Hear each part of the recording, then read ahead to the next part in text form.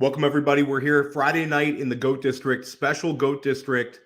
We got my boy Austin R. Martin on the show. This show's been a long time coming this season. We've had pretty much everyone in high stakes except for Austin on this year. So finally, Austin's in the district. How you doing tonight, man? Doing real good, Theo. Thanks for having me. Been looking forward to this. Awesome. Us too, man. We're really excited. We got the Dynasty trade deadline coming up. We have a lot of home leagues with trade deadlines this weekend. Let's rock.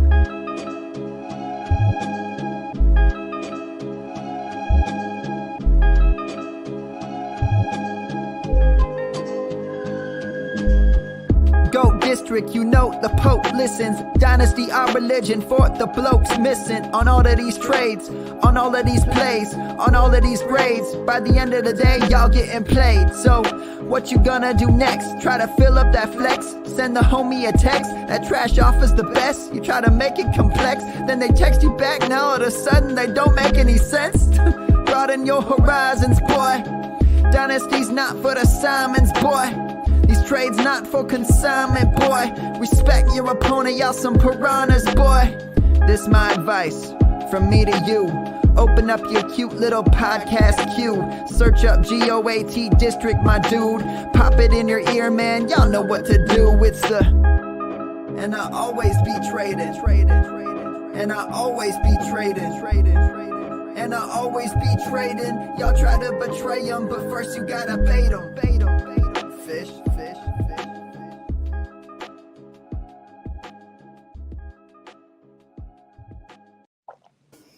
So welcome, everybody. This is a big time for Dynasty players. We have trade deadlines pretty much everywhere right around the corner. You know enough about your team through 10 weeks to kind of determine whether you're going for it or not. And if you have questions on that, Austin's gonna kind of talk about that a little bit. We're also very much in the mix in redraft. If you're an FFPC player, the playoffs are right around the corner. Austin, you're managing a ton of teams right now. You do a lot of redraft. You do a lot of Dynasty. How did you and to give a little context to Austin's probably the I would say the most well-known high-stakes Dynasty player around right now, and he's earned that reputation by not only winning big leagues, but also managing a big portfolio of them, also while playing in a good amount of redraft leagues, high stakes. So Austin, why don't you kind of tell everybody kind of your path of how you became this big-time Dynasty player? When did it start for you getting into the Dynasty streets? Yeah, so, just kind of going back to early days playing fantasy football, doing home leagues with buddies. We would do, we started with redraft and then kind of evolved to doing keeper leagues, just keeping 2-3 players each year and having round value associated with that. And it just kind of evolved from there to starting. I started a home 14-team home league that I commissioned. And that was kind of where I entered Dynasty, and that was 7-8 years ago. And by that point, I had already been playing some of the high stakes FFPC, NFFC, FFWC contests, and had done well. Had some decent sized cashes, and things, I guess, really took off a few years ago when we hit the big playoff contest. Why don't you share with everybody what that is? I know a number of you guys are aware of this contest, the FFPC playoff contest, but Austin, you shipped this one, which was a big feather in your cap, a 6-figure payout. Maybe you could kind of share a little bit of that, kind of that ride. Yeah, so me and my partner Seth, we split some teams, and we did 10 teams in the FFPC playoff contest. It's a $200 entry, $500K up top, and we found that magic combination of players that year and shipped it. So that kind of really opened things up for me. Got a nice size bankroll and was able to scale up and just play at higher stakes comfortably without having to worry about losing, playing tight, and just being able to take risks and play the way I would normally play at levels that I hadn't before. So that's kind of how I was able to scale up in volume, and the results were good leading up to that and have continued. So it's been good. And it's nice to be able to play at higher volumes comfortably. It's nice to play higher volume, except on Wednesdays, right? Yeah. Wednesdays and Sundays are a little tough. It does kind of become a full-time job. And that's really, the year-round aspect is really what drew me in. Going from keeper to dynasty leagues, always having that year-round action. There's always an opportunity to draw up a trade and improve your team, and you're doing one thing or the other, whether it's player evaluation, getting ready for the draft, getting ready for rookie drafts, and then transitioning to redraft mode, and it's just kind of one continuous cycle. So it's funny you mentioned that, because I really think it is a cycle, and I think you'll find a lot of usually people are kind of well known for one particular format or another. You've got your hardcore dynasty guys. We've Scott Connor coming on the show this week. You think of guys like Curtis Patrick, and then you have your redraft guys, guys who come on the show. Like the other night we had Chris Vaccaro and a B-Bag Batoba. But you're starting to see a lot of guys kind of dip their feet into both formats. And I'll throw best ball into that as well. Best ball, dynasty, redraft. I think when you play all three, it kind of sharpens you up. It makes you better in every single format. Would you kind of agree with that? I think it definitely does sharpen you up. I think it's really hard, though. I think it's really hard to cross over from not just dynasty to redraft, but going from one platform to the other. You really have to understand the nuances of the format, the positional requirements, and all of that, because you can really get messed up kind of, even just it seems simple, going from 2 running backs and 2 wide receivers, 2 flex, to going over to, the other sites where you have 2 running backs, 3 receivers, a couple flex. It's a totally different ball game. But I definitely agree that having exposure sharpens you up. Doing those early best ball drafts gets me ready for redraft season, and it definitely helps to have that year-round exposure. Having the dynasty aspect certainly helps for redraft too.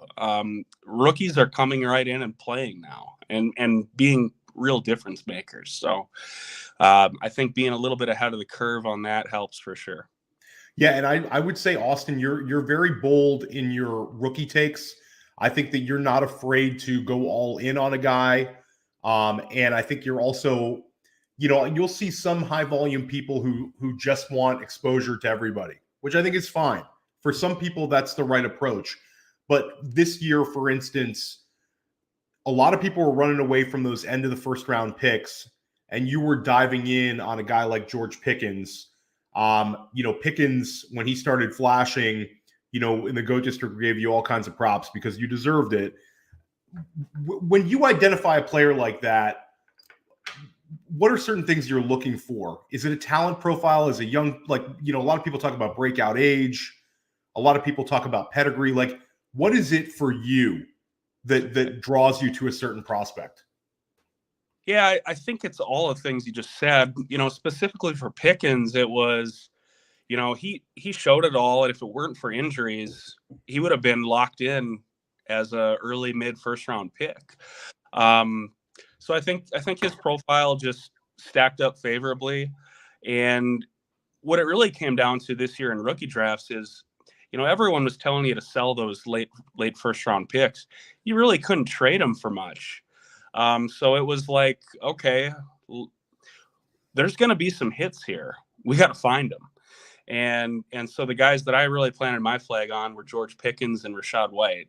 Yeah. And, and there are a couple others that are coming into their own now. And this class is looking a lot better than it did even a few months ago. No doubt about that. I mean, we saw Christian Watson and Treylon Burks last night, both looking great. And you've had other guys in this class that maybe I know I personally wish I had a little more. Greg Dulcich, Damian Pierce has flashed. A lot of those second rounders have flashed. Jahan Dotson at the beginning of the season. And I don't think the story is closed on Jahan Dotson at all for this season, but he really flashed beginning of the year. Would you agree that 2023 class was maybe a little underrated because of the quality of the two classes the year before and I guess this 2023 class?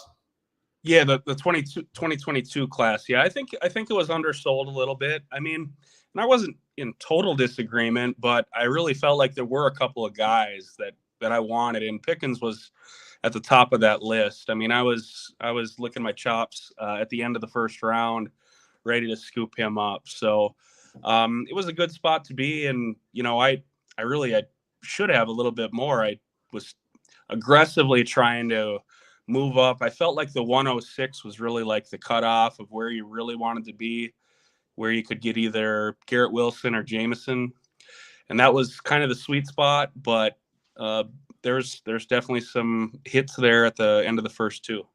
No doubt about that. So right now, anybody kind of unfamiliar with the FFPC, and that's where are you playing all of your Dynasty aside from maybe a home league or so? All of your stakes Dynasty leagues are in there. Besides, we are also in an FFWC league with Billy Muzio, Dave Hubbard. It's a loaded league. But I imagine almost all of your leagues besides that are FFPC. Yeah, we've just got that that 1K FFWC that I share with my cousin Andy, and then Seth and I do all of our Dynasty at FFPC, and then we've got two home leagues that we run with some buddies. But yeah, so we kind of try and keep it tight. It's again going back and forth through various platforms. Not only just understanding the nuances of the positional requirements, but just the crossing over, doing fab, setting lineups. Like it gets to be way too much if you have 4, 5, 6 sites that you're trying to play on. It's brutal. It's absolutely brutal. I completely agree with you. You're gonna make mistakes no matter what. You just can't get to it all, especially when there's late news. So try to keep it in one place as much as possible without letting those guys run a total monopoly on my portfolio. Yeah, that's a problem. I mean, this year I absolutely bit off more than I could chew volume wise. I feel like I am never quite getting caught up, and I keep telling Andrew and a couple other people in the GOAT District, I'm cutting back next year. But then it comes to draft season, and it's hard to say no in July, and it's hard to say no to Dynasty startups. But we have the playoffs right around the corner in some of our redraft leagues, but in Dynasty, it's a little bit longer for FFPC. FFPC uses victory points. So you have your total points, you have your wins and loss, but in terms of getting to the playoffs, it's victory points. How do you determine at this time of year your contenders versus your pretenders? Teams you want to push the chips in, and teams maybe you want to scale back and either just kind of stay set or have a rebuild or maybe a soft rebuild. How do you determine that? Yeah, I think victory points is nice because it does reward consistency, but I think there's some flaws with it as well. I look at total points. Total points is always kind of the measuring stick that I look at to gauge a team. It was funny. I was looking at a team yesterday that was 7 points off the lead and 12 victory points back. It just doesn't make sense, and it's just the way the matchups play out. So I look at roster composition and points scored to get a feel for if I'm a legit contender. But the fact remains you have to have the victory points to get in. So if you're not in striking distance, really doesn't matter, So that's kind of how I look at it. I just try and evaluate the teams and not get too lost in where the victory points are, but you got to have them. So yeah, and I think just to put a little further context, you've had so many injuries this year that maybe if you're sitting right around that 6th slot, but maybe you have a Jamar Chase coming back, something along those lines, you might treat your team differently. So it's a little bit nuanced. What are some huge mistakes that you see Dynasty players making at this time of year, when we're getting towards the playoff time and the trade deadlines? It might be a little bit of recency bias, and it's mistakes that I've made myself, and I've gone on other shows in the past and I've talked about this, and it's pushing the chips in too early. And I've done it in some big spots too, and it's coming back to haunt me a little bit. And it all comes down to the deal. If the value's there and it's early enough, giving up those picks or giving up, valuable assets for a player early on is fine. But I really like to make those big moves as close to the deadline as possible. You have a guy like Dallas Goedert that you go out and make a big trade for, or Devontae Adams. I had instances in 2 leagues where I felt like the value was very good on both of those trades, so I'm not upset about it. But had I held on a little bit longer, I'd sure like to reallocate those resources right now. Yeah, it's Scott Connor who's coming on the GOAT District next week, and I know that's a guy that you're friends with and you really respect in the Dynasty field and also the redraft. Scott had made a great point of waiting as long as possible, because sometimes you get a lot more out of those rebuilding teams.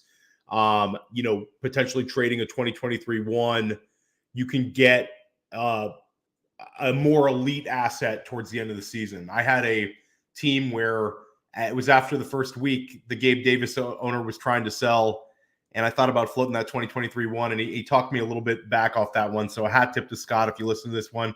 Thank you. I'm glad I didn't trade my 2023 one for Gabe. But it's definitely a difficult one to determine, whether or not you are a true contender. And you do not want to make a big mistake of trading off all your young assets just to make this championship run, and then you end up finishing 3rd or 4th, and you're kind of you're not in the money, and you're kind of in a purgatory land, and then you're looking at a bad season next year. Shout out to the chat, which is pretty lit. Snooze, let's go Austin. He's the boss who's been helping me out with my team via DM. That's Austin's the guy you want to go to if you have a Dynasty question. Very generous guy with his time in that regard. Shout out to Ruckus. Let's get this bread. 1912 has a question. I think we kind of got to it. He has a Dynasty team he's rebuilding. He already did a great job of acquiring future draft picks. What are some strategies you guys use as the season comes to an end?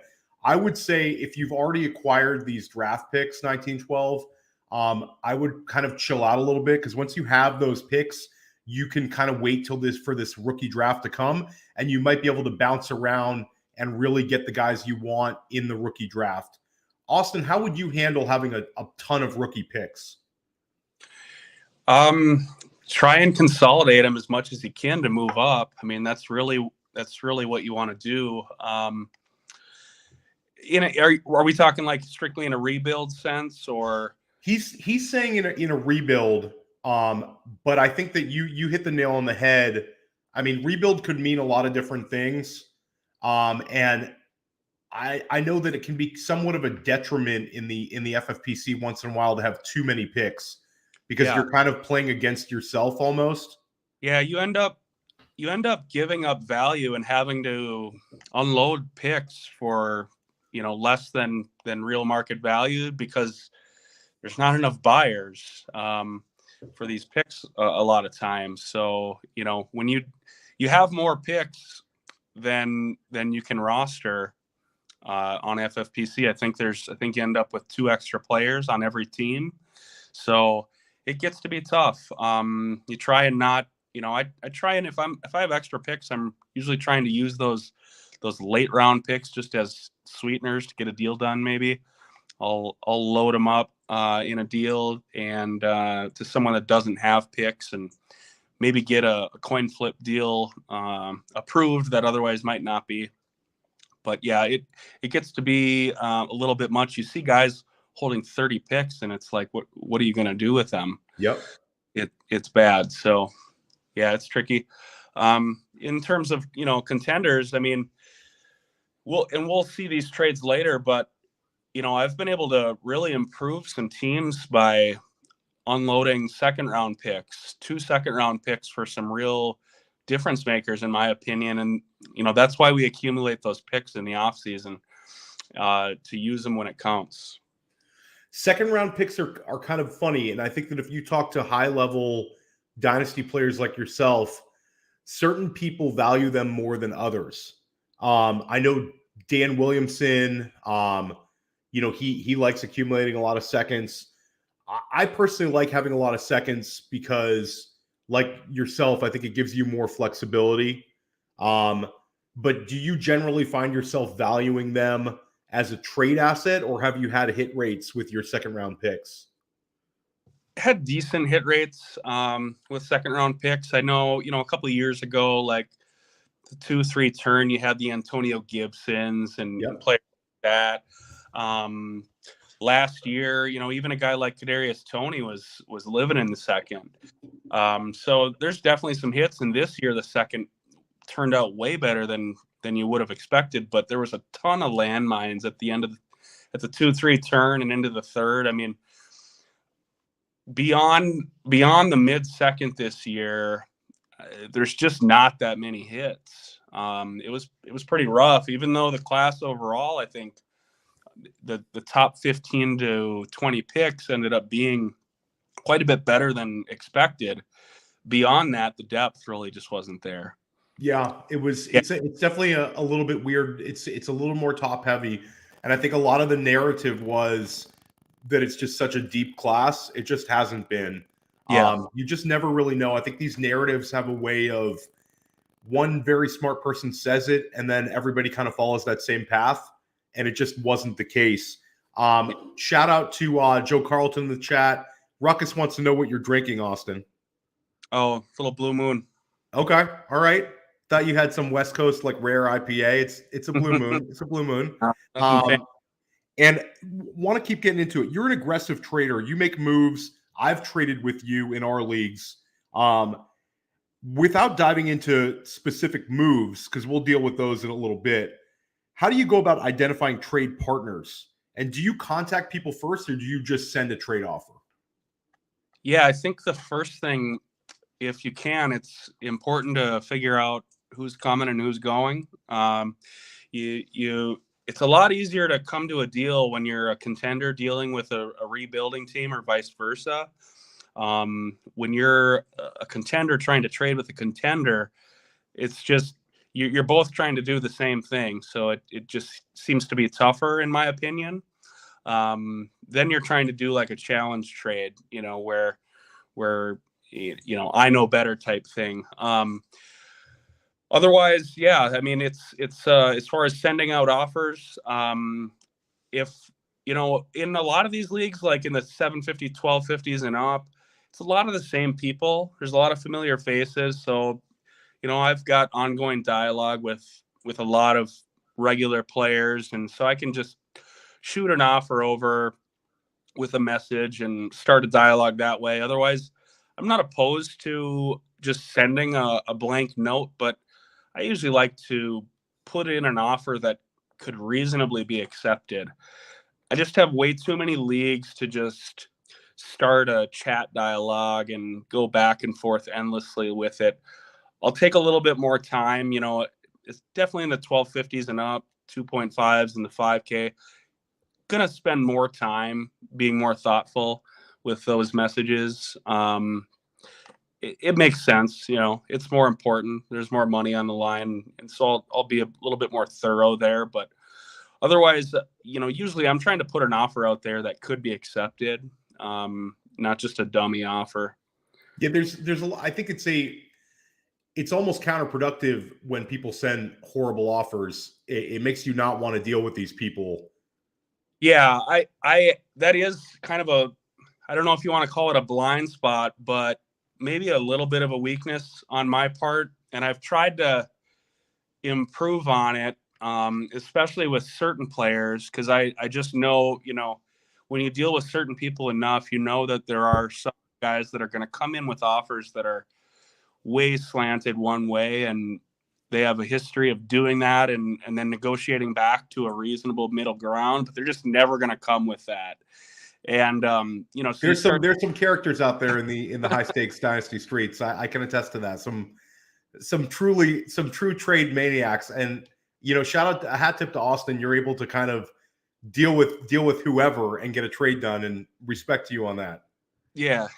I mean, but it is definitely a little bit of a turnoff when someone comes in with something that's just so far gone that, you know, it's just not really counter-worthy. You just kind of get up and walk away from the table. So try not to do that, because I have had some success working back to deals that you wouldn't think would be possible based on the initial offer.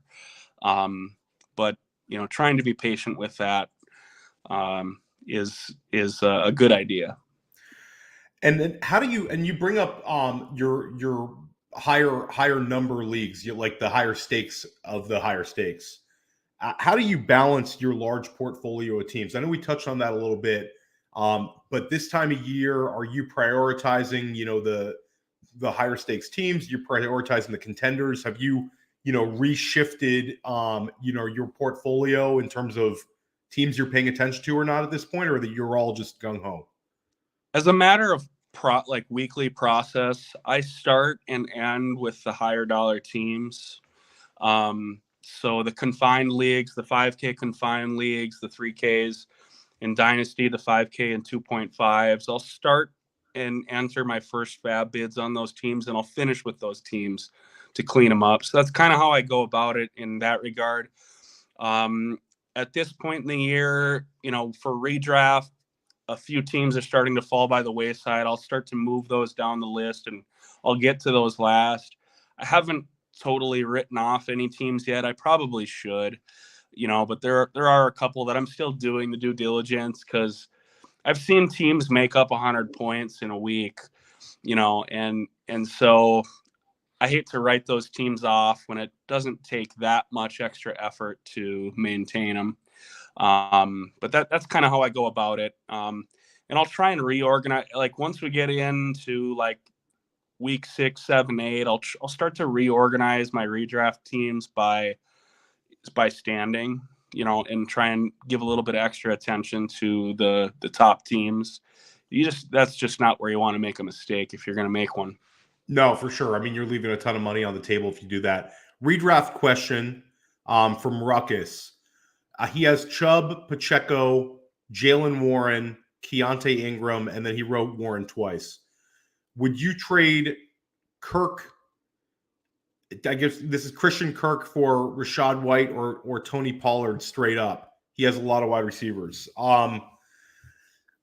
No, I think that's a fine trade if you're deep at wide receiver. I think, to me, Kirk, I think you have to treat him as a top, 18 wide receiver moving forward.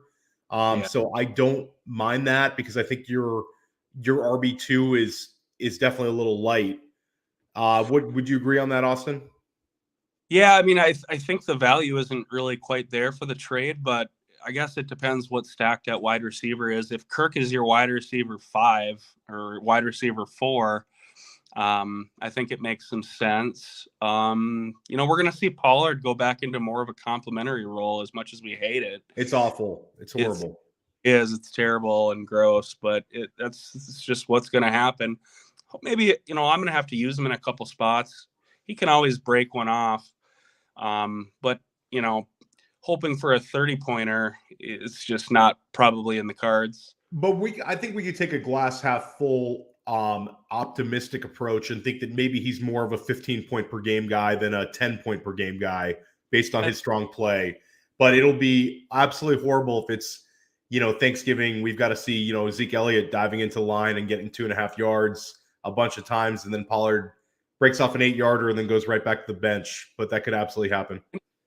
Even Rachaad White, Lenny isn't totally going away just yet either. So I think those situations are pretty similar. I wonder if you can aim just a little bit higher if you're giving up Kirk. I mean, he's been really good. It's been fantastic. Yeah. How about Fab? Right now, would you say for most of your teams, are you sitting on very short stacks of fab? Do you like waiting and spending your fab late? Yeah, I'm down to like $100 or right around there on like the 5K teams and 3Ks. I think I'm between like $50 and $100. So I'm definitely getting down there. I've got a few dynasty teams that are a little bit better off where haven't been forced to spend it, and I've got a couple $100, but I don't think I have a team out there that has probably over 50% out of 100 teams. So I'm using it. I know everyone does it differently, and some people really like to have the hammer at the end. And it's played out in certain scenarios where that guy, comes along in week 14, before fab locks or players lock. But I generally do like to spend early and get players that could help me for a longer period of time. When you were doing fab across, you're doing redraft and you're doing dynasty fab, do you try to do them? I know it's hard to do everything perfectly because life happens, but are you trying to allocate a time to do your fab for your dynasty teams and a time to do a fab for your redraft teams separately, or does it all just kind of get jammed together? I do all the redraft first across all the sites. So I'll do all the redraft on FFPC, NFFC, and FFWC, and then I'll go to Dynasty. The Dynasty teams are just in generally better shape. They aren't needing as much. You've bench assets you don't want to cut in a Dynasty league if you're doing it right. Yeah, and you've got more stashes. To your point. I mean, that's different way of exactly what you're saying. Is you got players that you might not hold in redraft that you're going to hold in dynasty. So I'm sure there's countless examples, but yeah, so that's kind of in terms of process, that's all how I'll handle it. In terms of players and who I'm bidding on, it's very close to the same. I will prioritize players a little bit differently for dynasty. But like replacement level running backs, for the most part, it's going to be pretty much the same in an FFPC dynasty as redraft. I kind of look at FFPC dynasty as a little bit of a hybrid dynasty, or like a super keeper league, if you will, with the 20-man rosters. It's not like the 30-man, 35-man roster. It's not a purist dynasty. No, it's really not. I've got no qualms about that. Call it what you want. If you don't think it's real dynasty, that's your prerogative. I think it's dynasty enough for me. So yeah, it's real dynasty enough for me. I mean, yeah. I think it's like a healthy medium. Certain people want to play I have 35-man roster MFL team, and I'm in a couple of those as well. I will say that the FFPC ones are more conducive to being able to come back and rebuild quickly, which makes it a little bit more of a challenge if you're a top-notch player to maintain a high-level team year in, year out. So it's kind of to each his own.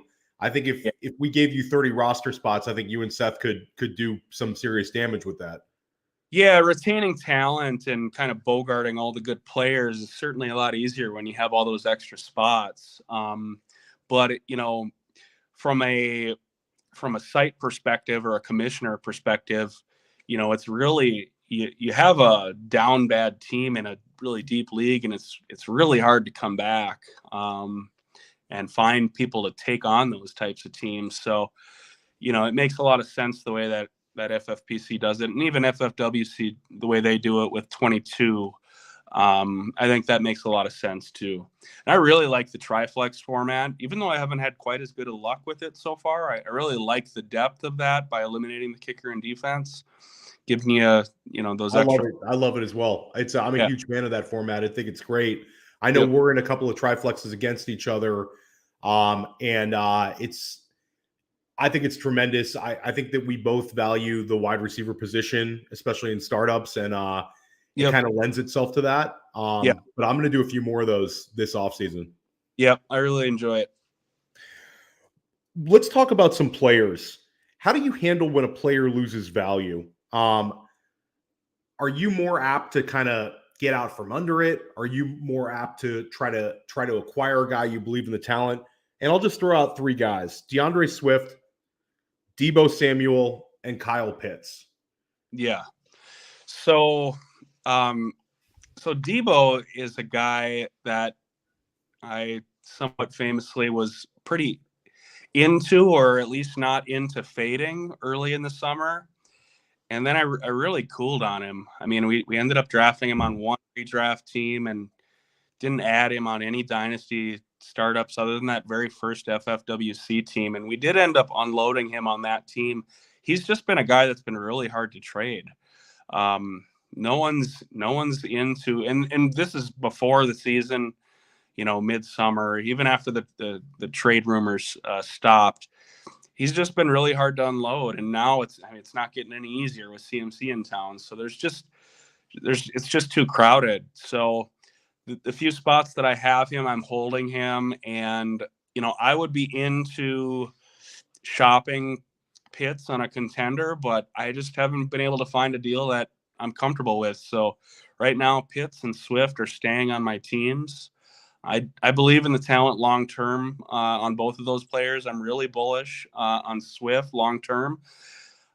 The injuries, man, it's bad.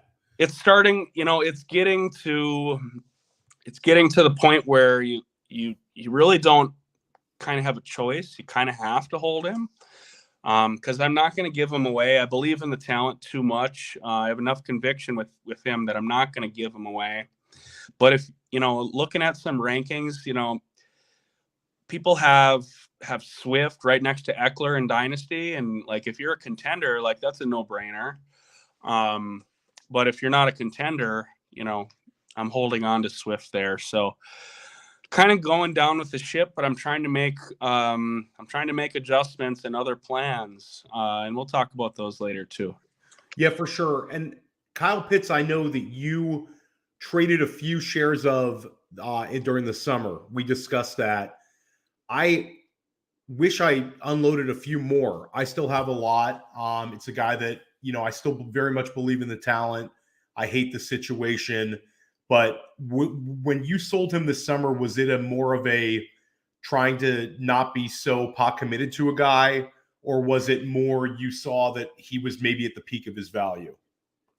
It was we weren't like way overexposed to Pitts. I think we were, 20-25%. I mean, that's a good number for sure, but like not like the point where I'm like, okay, we gotta back off here.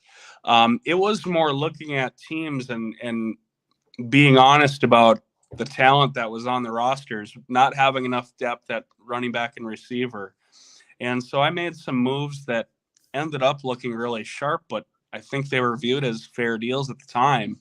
If I recall, you had one that was like DeAndre Swift and Pat Freiermuth plus for Pitts. It was those two, I believe. I think it was a 2-for-1 straight up there. It was Swift and Freiermuth for Pitts. And then we did one where we did Pitts and a wide receiver 3 type for Brees, Gabe Davis, and Kadarius Toney. I mean, you're printing money. Yeah. Right. So, and those teams they were just short at running back and receiver. And so I wasn't like necessarily trying to go out of my way to get rid of Kyle Pitts, but just trying to improve the teams. And both of those teams are definitely contenders and probably wouldn't have viewed them as like a top 3 roster going in. So feel pretty good about that. Just as a general tight end, to get off script, we have Dan Williamson, who is not afraid of dumpster diving the tight end position in FFPC. Do you find yourself gravitating towards elite tight ends in tight end premium, or are you looking to? Do you think maybe the tight end position gets a little overrated by some players? we've had really good success over the years identifying those late round guys. You know, the Darren Wallers of the world. I mean, the list is endless, and every year the guys come out of nowhere. And so it might be a little bit of arrogance to think that you can just punt and figure it out. And this year it was really hard. And I think we generally did figure it out. You know, you had the Dulcich or the Dulcich of the world, the Cole Kmets that got drafted and dropped. Oh man, that Kmet turnaround is pretty sweet. I dropped a 5K share of Kmet myself. So, you know, full transparency here. I'll take my losses too. But, you know, I guess in hindsight, it's kind of a funny deal. I dropped Cole Kmet for Christian Watson. So I don't know. Yeah, I think that's that's going to end up being a win for you. But he looks fantastic. But, you know, for the rest of the season, that's a tough one. Yeah, I think it just comes down to portfolio management, though. So we tried to open ourselves up to getting some Andrews shares. You know, we got a couple Andrews teams mid-second when he fell a little bit. But like just generally speaking, I do like to try and get value at the position and find those guys that really come out of nowhere, because every year it happens. I mean, and then we restart a new year and people think that, you know, you have to have a top 10 option and there's going to be no one come out of nowhere, but it always happens. Every year you have a tight end that is undrafted and redraft who finishes in the top 12. It happens every single year. The Dalton Schultzes, Yep. it just keeps happening. We have kind of there are certain players in Dynasty who are very meticulous and robotic. Once a guy hits a certain age, they're off their team. They're collecting and they're trading these assets. Most of the time, it's at the running back position. I think there's a little more wiggle room with age apex and wide receivers. We've seen a great number of older backs past the age apex just smashing this season. Does your portfolio have a lot of, and you don't have to specify which guys, but are you holding a lot of Christian McCaffrey, Derrick Henry, Nick Chubb, Kamara, Cook, and then Austin Eckler? Are you holding a lot of these older backs at this point? The only guy that we don't have exposure to is Derrick Henry. We unloaded all those bags this summer. You've made a lot of money with Derrick Henry over the years, though, right, Austin? Yeah. We're to the good on Derrick Henry, so I feel pretty good about that. But he's trying to ram it down our throat again. Yep. But you know, even an overpay at the time, and we talked about this deal. We gave up Derrick Henry and Leonard Fournette for ETN. I'd do that all day. I mean, that's 100%. And it looked really expensive at the time, and it felt that way. But yeah, that's a deal that you do all day.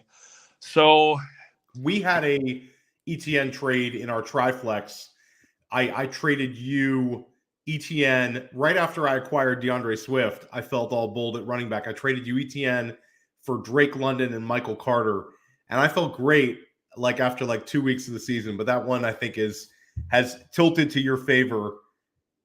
Yeah, a little bit. And then we got a sweetheart deal right before the season and that we couldn't turn away. ETN in a second for McCaffrey. And it was like, yeah, okay. Yeah. I mean, I have a lot of ETN, but I wish I had that ETN share back. And I think that was a great job of you identifying him. Were you able to accumulate more ETN when he had his slow start, or was most of your ETN accumulation in the summer? I think we picked up 1 or 2 shares that were discounted, but otherwise most of it was during the season.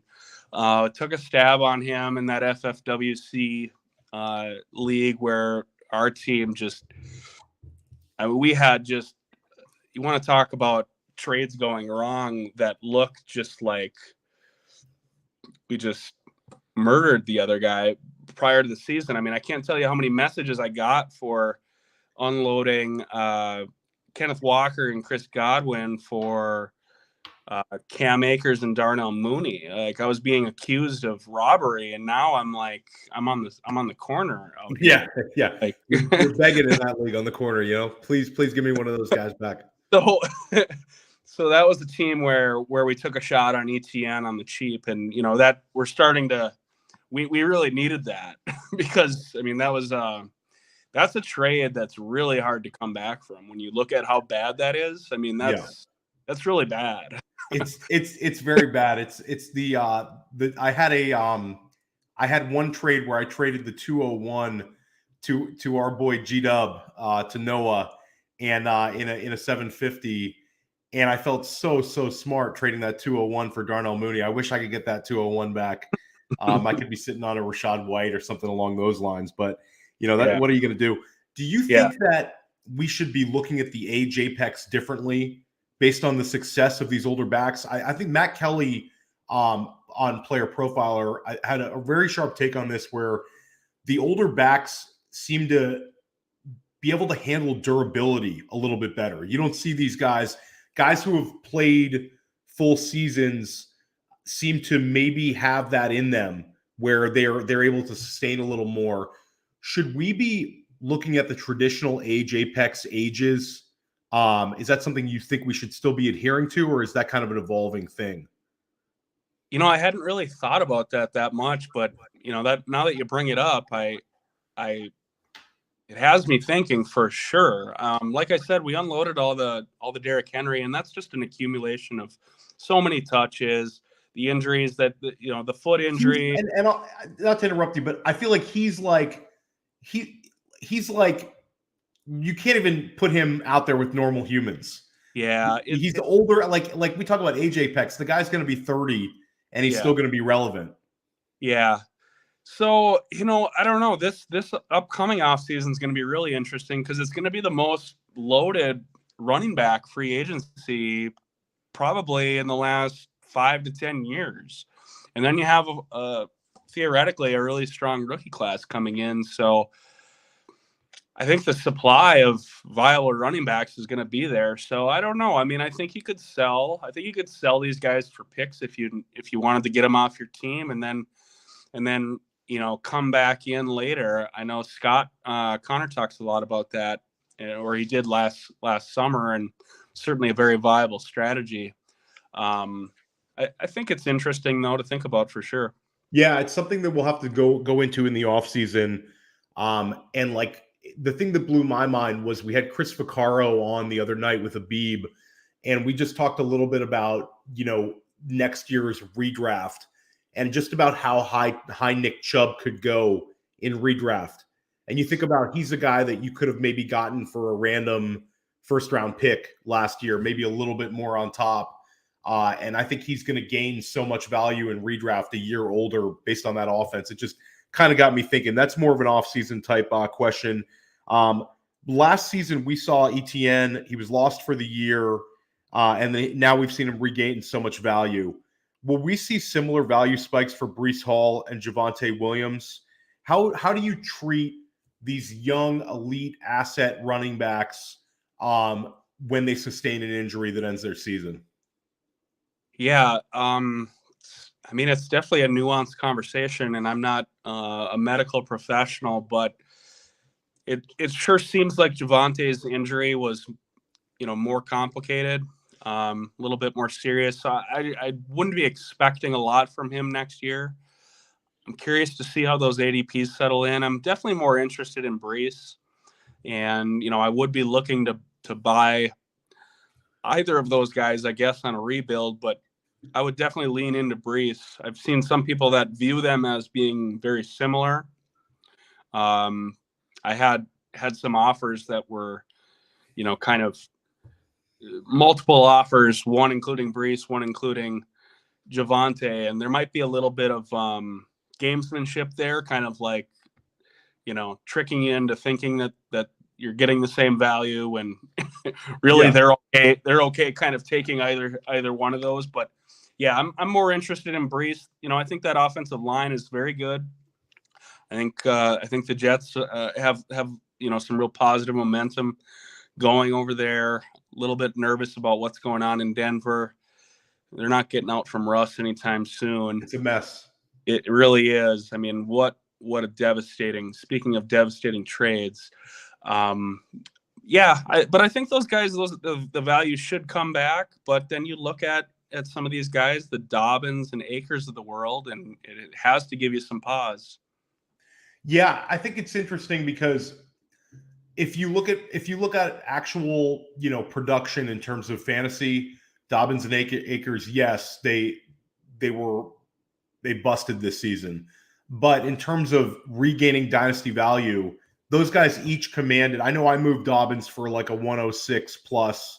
Cam Akers, you could get a pretty high draft pick last year. You weren't getting 2 firsts for those guys, but you were still being able to accumulate the first. So I think Javonte is interesting because I think right now he might be worth less than you could get for him in July, because I think he'll gain so much in redraft. I agree with that thought process. I think, it's probably not a great idea to unload him right now if you're not a contender for sure. You just got to kind of sit on him. How about a guy like Cooper Kupp? I know that Cooper Kupp's kind of a difficult one where he's been incredibly productive. He was productive last season. This year he's averaging 22 points per game. I think, unless you're an incredibly optimistic person, I think most would agree he's done for the year. And if he does come back, maybe it's for a game or so. He's 29 years old. He's turning 30 in June. How would you view Cooper Kupp? Is this a guy that you would consider adding on your teams, or is he just a little too old and now getting a tightrope surgery? I mean, I think I was probably wrong to fade him this year. You got 2 firsts. Remember you got 2 firsts in a league for him. So yeah, you probably ended up with a Jameson or in that range plus. Yeah. We ended up doing okay on that. I think we ended up with I forget that particular league, but yeah, we ended up with 2 firsts for him, and that was the middle of the summer. We took a lot of heat for that deal too. We have him on one. Twitter hated that deal. What's that? Twitter hated that deal, but most people understood that deal. Twitter hated that deal. What's going to happen with McVay though? Is he might be done? If I was McVay, I would get out of town. I'd go into the booth one season and then I'd go back to my pick.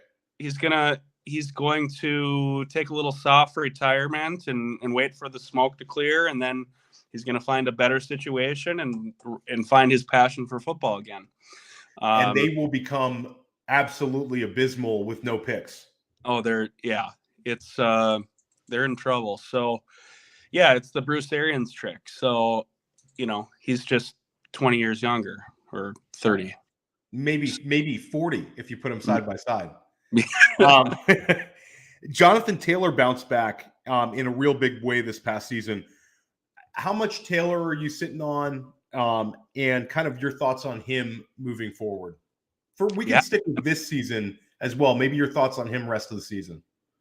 Well, you get a guy like that playing every snap with a coach that wants to run the ball and now a competent quarterback, and you have all the stars aligning, and JT is right back where he was. I mean, I shared with you that we did unload. We've got a pretty good chunk of JT in Dynasty. We faded him in redraft for McCaffrey and Jefferson, but we still have a good chunk in Dynasty. We did trade 1 share for ETN in a second, which, it's still okay. It's not like we don't feel like we got one over on a guy. It might have taken a small loss at this point on it, but I think that's about right. I mean, I'm really bullish the rest of the way. I think you have to be. Yeah. Yeah. I mean, if he's not leaving the field on passing downs, like you said, I mean, it was the first game he's played without Hines, and the usage went insane. So, yeah. So I think that projects forward favorably and take it right into next year. So wanted to go over some of your recent trades. We're almost at the hour mark here. We have the trade deadline coming up.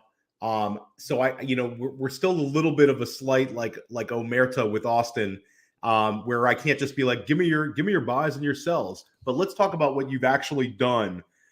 One league you were rebuilding, you sent Foster Moreau and a 4th rounder to get a 2nd rounder. Maybe quick explain your thought process with that.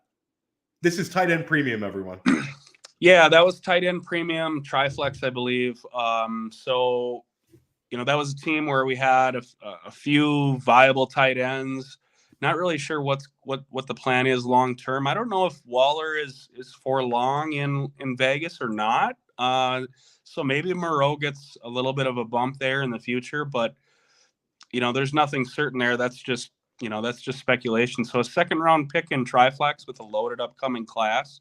I mean, I'll make that deal all day long. Yeah, and I like Moreau about as much as anybody, but I think that he's like a pretty ordinary player. I don't think it's going to be difficult for you to recoup a Moreau level tight end, even if he's in every snap tight end for the Raiders next year. Yeah, he's just he's a serviceable, startable guy. That the team likes enough, but he's not like a true difference maker. I don't think he has that type of athletic profile. Well, one tight end we really like, you went out and got on a contending team. You sent Gabe Davis and a 3rd rounder, and you picked up Pat Freiermuth. I love that trade. Yeah, we got Freiermuth on a couple different teams this week. You'll get to the other trade. It was somewhat of a similar trade where we unloaded a couple seconds for him. I think with Claypool out of the mix, Tomlin said it. Offense isn't going to change much. Freiermuth will pick up a lot of those, inside, under the middle, over the middle, kind of underneath routes, and that held up this last week. I think he led the team in targets with 7 or 8 targets. His target share was like a 29% target share. It was wild. Yeah.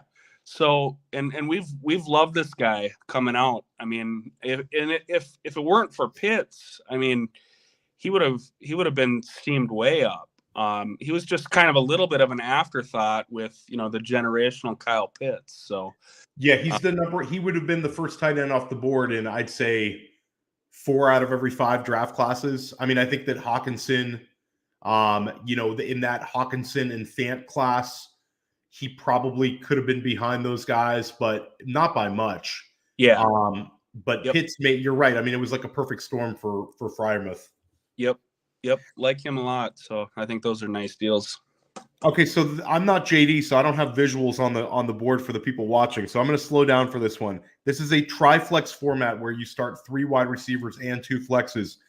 You sent Deontay Johnson a 2023 first with a bunch of wide receivers. Wide receivers du jour. You sent a Russell Gage would be the most higher profile name of the 3. Yeah, and you got a haul, an absolute haul. DeAndre Hopkins, Chris Godwin, Miles Sanders, Jamal Williams. This was a theft of a trade. Yeah, so we have Swift on that team. We have Hollywood Brown on that team. It's a team that it's going to be a playoff team. It's got some nice players, got good quarterbacks. It's Triflex. So it was, just pushing those chips in. We're going to go compete. And, I think we did well enough there with that trade. Yeah, you did pretty well with that trade. That I feel like that was, you could have stopped with, if that trade alone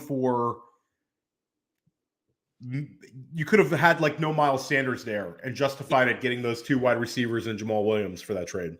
Yeah, I think we probably got an extra player there. So that was nice. And I think that goes back to the early point of, identifying teams that are employing a different strategy from you. If you're going for it, you want to be trading with a rebuilder, and you're going to get some extra value sometimes that way.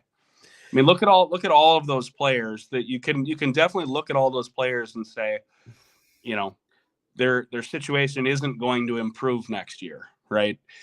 Godwin is not going to have Tom Brady. Miles Sanders, who knows? Hopkins is getting older. Jamal is going to hit free agency. Who knows? So there's questions. So you could see why someone would do that. But I agree. I wouldn't have done the deal if we didn't feel like we got the good end of it. And I also feel like we don't have it all figured out. Like the NFL is not it's not like a perfect thing. So we like to project change, and we usually change is perceived as a bad thing, but things in the NFL have a way of kind of working themselves out. I just think back to a guy like Tyler Lockett, how he was free this year, and people just assume a year older the production goes away. Like a guy as talented as Chris Godwin, he could be a top 12 wide receiver next year. DeAndre Hopkins is not disappearing. I think like DeAndre Hopkins might not be a wide receiver 1, but I think you might be sitting on 2 wide receiver 2s with that deal. And you bring up Miles Sanders, like there's a chance he lands pretty well and he's maybe used more as a receiver. So I think that trade might really pay off when you look at it a year from now. Deontay Johnson's a guy that we've talked to each other about. We both like the talent, but he might never be more valuable than maybe he was last offseason. Because I think the fact that Pickens is there and you bring up Freiermuth, maybe share your thoughts on Deontay. Yeah, I've been a fan. And you want to think that just about anything is an upgrade from Ben. He's not quite seeing the same type of volume that he was. And, a lot of those, the running narrative was that Ben's arm strength limitations is what led to Deontay's volume. And that seems to be playing out, unfortunately. So, you know how much I love George Pickens. So something has to give. And Claypool leaving helps certainly, but Pittsburgh, man, they know receivers. They're going to reload. So if you think they aren't taking another receiver in this upcoming draft, you got another thing coming. Yeah, I'm ready for the Calvin Austin hive to come out this summer on Twitter and get us all hyped about him in the wide receiver 3 role. You had another contender trade. You sent Isaiah Likely and a 2023 second, and you got Aaron Jones. I think that's exactly the kind of – you maximized Isaiah Likely, who's still a backup tight end in Baltimore, a good one, but he's still the number 2 tight end there. And he was not a day 2 pick. And you ended up getting Aaron Jones, who I'm guessing you're chasing the money with that team. Yeah, so that was just such a perfect trade for that team because we have 5 really nice receivers and we have McCaffrey and Delvin Cook and nothing behind them. So it was just like the perfect storm and perfect trade for that team. And again, dealing with a team that's rebuilding, doesn't want to take Aaron Jones into the offseason. So the stars kind of align there on that one too. Now, that was a great one. And then one trade that I made today, and I consulted with you earlier today, I have a team. It's a 4-6 team. It's been an unfortunate team, a couple of injuries, but somewhere in the middle. I'm not going to end up with the number 1 pick, but I'm probably on the outside looking in for the playoffs, even if I win this week. I traded Dameon Pierce for Rachaad White and a 3rd rounder.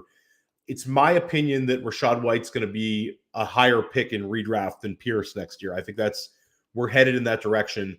What were your thoughts? You preferred the White side. Maybe kind of share your thoughts on that. Yeah, I'm just a bigger believer in the overall talent. A little bit better draft pedigree, right? White went a few picks ahead of Pierce in the draft. White was a 3rd rounder though, and the 4th rounder. I know, if we put them next to each other, they were very close. Pierce an early 4th. It's very close. To me, when I look at the 2 players, I prefer White's talent. He just pops off the page a little bit more to me. I think he's a little bit more versatile as a receiver. The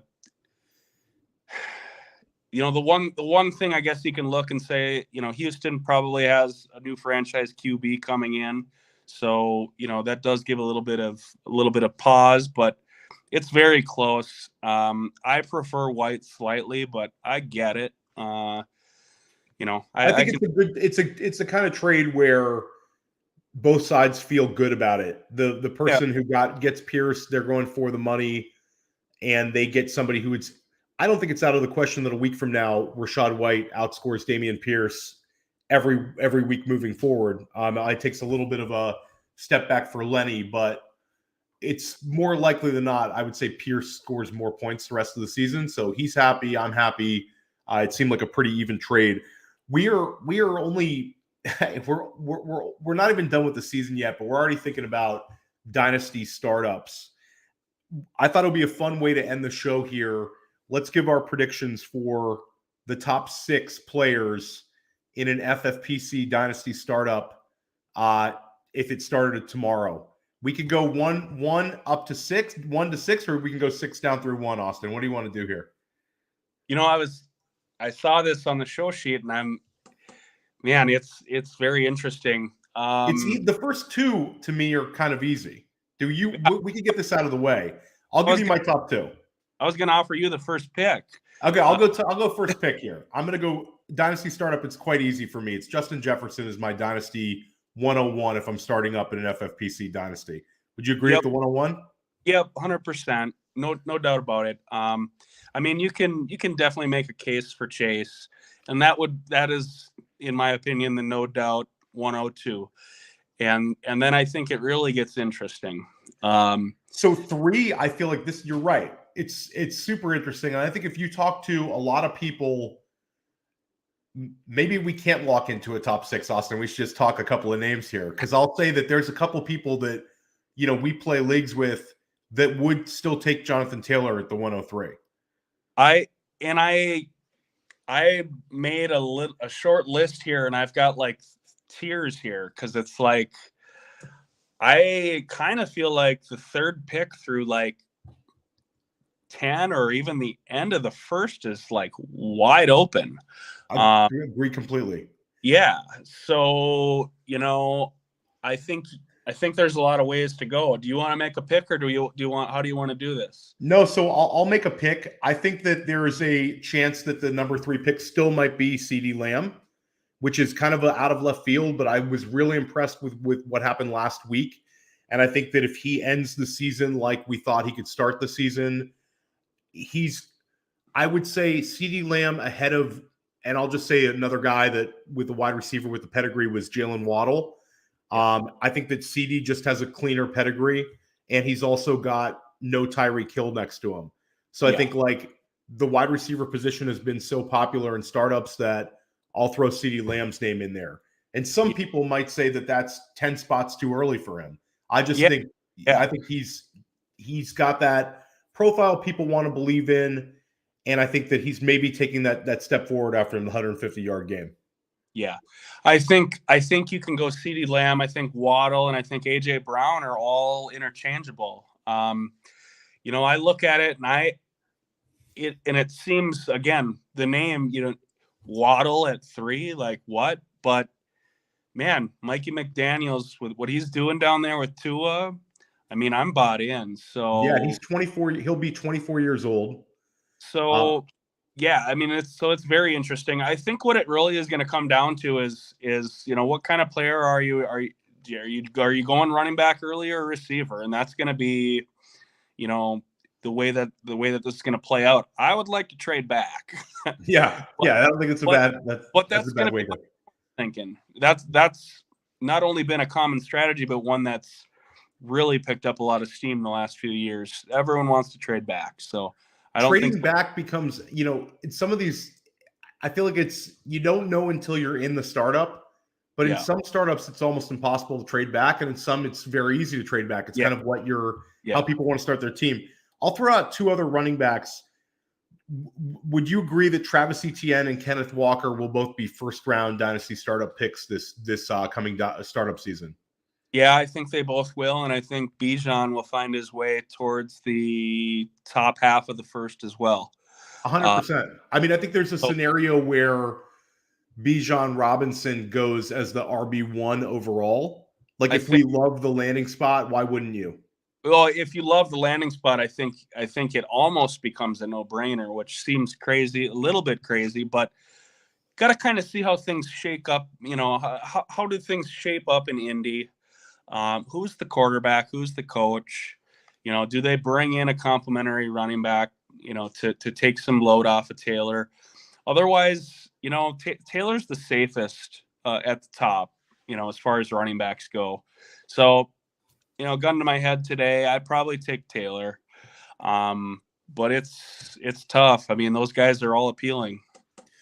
Now, there's one player where I've been more optimistic on him in Dynasty startups and also redraft valuation than some of the other guests on the GOAT District. Breece Hall, who I still think there's a chance that he's a first-round pick in redraft next year. Yeah. I had when we had Abib and Chris on this week, those guys viewed him a little bit more as a second-round redraft pick just based on the injury risk. He's the guy where if we had you on 6 weeks ago or 8 weeks ago, we could have been saying Breece Hall is the 101 up there with Justin Jefferson and Jamar Chase. I don't think that's out of the realm of possibilities. How would you view Breece right now, and where do you think he ends up? Yeah, I mean, going back 2 weeks ago, it's a totally different conversation. And I didn't intentionally mean to leave him off of that list of, including Kenny Walker and ETN. I think he's right there in that mix. As it stands today, I can't trade ETN for Breece. I need the player. I need the player that can help me now and that I know is going to be there for me week 1. But, fast forward to the start of next season and things are looking good. Breece is progressing. I mean, he's got to be right there. Does he creep back into the first round in redraft? I would say probably not. But I don't think he'll slip much further. I think he'll definitely be locked into the second. Yeah, it's definitely going to be a very, very interesting dynasty startup. That the first dynasty startup will be wild. That kind of sets the ADP a little bit.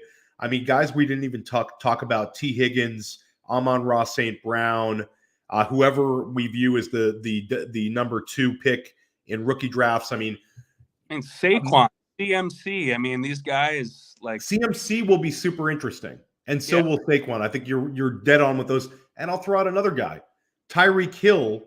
If he finishes as the wide receiver 1 overall, he's showing no signs of slowing down. And he's still a little bit younger. You could talk yourself into a 29-year-old Tyreek Hill having one more enormous season. Diggs too. I mean, so there's not enough picks in the first round for all these guys. Is really what it comes down to, and you can definitely make a case for all of them. So startups are going to be fun. It's awesome. Which game are you most excited to see on Thanksgiving? Is it your hometown team or is it something else? It's got to be, right? Gotta be. Are you going to put a number on Bill Belichick, or is that going to be a frustrating game? Seems a little bit trappy. You can say it's okay. You guys can be a little bit slow out the gate after that amazing win against Buffalo. You give them a little benefit of the doubt there. I got to see what happens this week against Dallas first. Tell me why Dallas is favored by 1.5 coming to Minnesota. It's a wild line. I think that you naturally I think that the line should be pretty tight. I think Dallas is a tough game for them. But I think that there's always they always don't want to give away too much with Dallas. I feel like Dallas is like the public team. I mean, coming off that win in Buffalo, I mean, that is definitely a trap spot for the Vikings. It is a game where they would let down, and that that should be expected. So I'm hoping we can pull it out, but wouldn't be surprised if we give one up. Do your Vikings make a Super Bowl this year? Come on, man. They're going to let you down. NFC Championship game to let you down, or been beaten down so badly. It's just, it's like I'm still having a hard time getting my head around the success that they're having, because all these games, they're 1-score games, and they're finding a way to win these coin flips, and you just can't win every coin flip like that. So the Hawkinson trade was big. I think the Hawkinson trade has helped the offense. This is a different team, though, with a whole different energy with Kevin O'Connell. So, yeah, I mean, they're going to be fun to watch. I'm not about to predict them to be a Super Bowl team, but would be fun.